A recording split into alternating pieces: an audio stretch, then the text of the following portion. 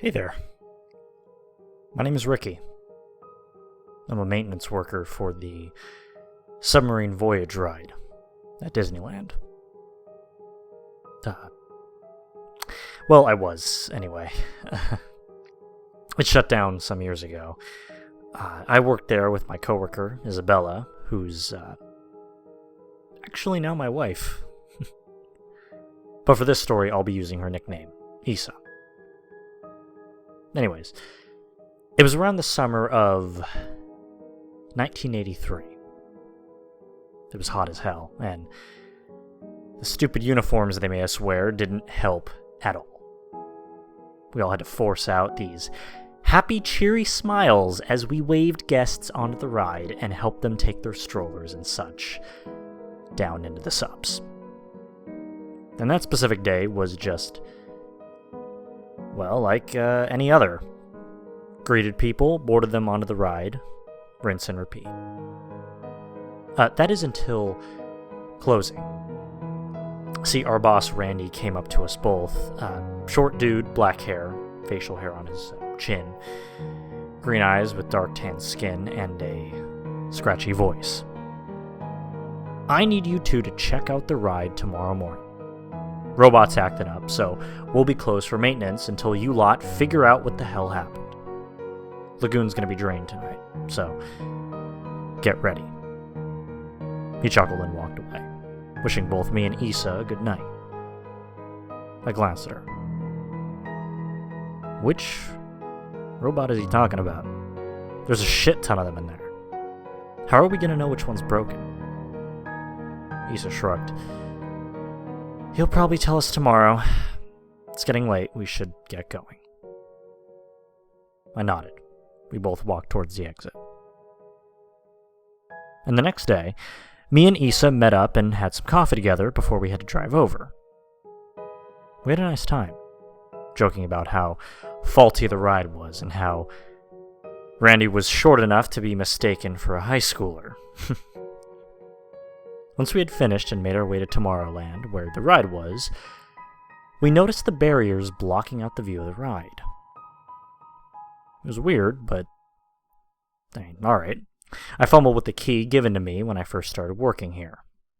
It's a skeleton key, of sorts, able to access any door in the park. Real special, I guess.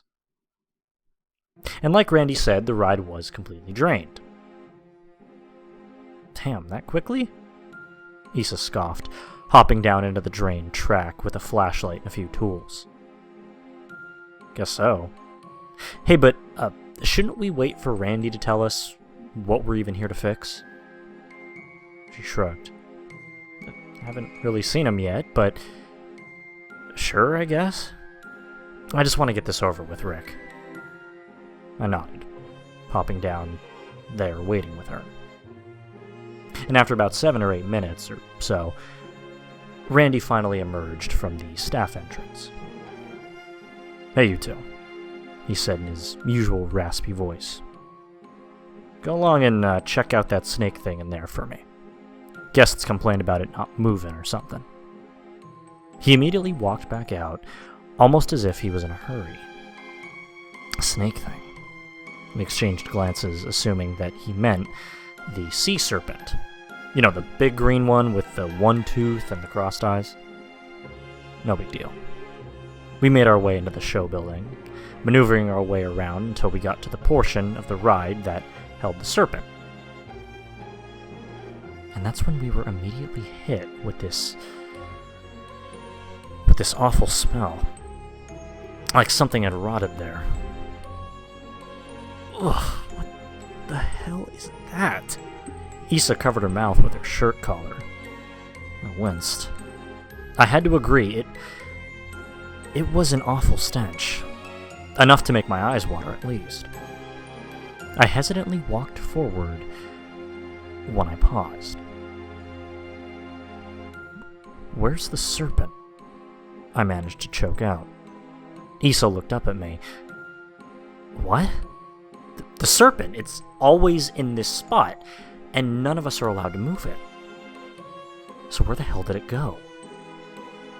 And just as I was about to keep moving forward, there was a deep growl coming from some distance away from us. Now, the show building is dark, so we could barely make out who or what it was. I had assumed a raccoon or something had wandered in. Until we heard not footsteps or even a scuffling, but slithering. Something was coming towards us at a slow yet menacing pace. What the fuck is that? Ricky, what is this? Issa yelled out, pulling out a hammer to defend herself. I don't know. And just as we were about to get the hell out of there, a booming roar echoed through the building as this thing finally showed itself. It was a big green serpent, much like the one from the ride, except noticeably less friendlier. It had sharp teeth and a longer snout with piercing yellow eyes staring directly at us. It raised its tail up high as a way to say, "Don't mess with me, or I will kill you." It hissed and snarled, hesitating to come closer to us. And whatever kind of thing this was, it was real. Too real. This robot, quote-unquote, wasn't acting weird. It was breaking free of its confinement. And angrily doing so. So angry. The smell of rot was coming from the serpent. Its scales and body were in a state of decay. Its scales were only green because of how much they had started to deteriorate in the water. And its eyes were sunken in like a sickly twisted mask. It bared its teeth at us. I grabbed Issa's hand and ran as fast as I could out of there. Luckily, she kept at the pace I was going, and we both stumbled out, stunned. What the actual fuck was that? I mumbled, out of breath. I didn't manage to sleep that night. I was awake trying to figure out who or what was in there that night, but no Disney records gave me any luck. I'm asking you, the internet, anyone, if anyone knows what the hell kind of monster we encountered in that ride was, please contact me.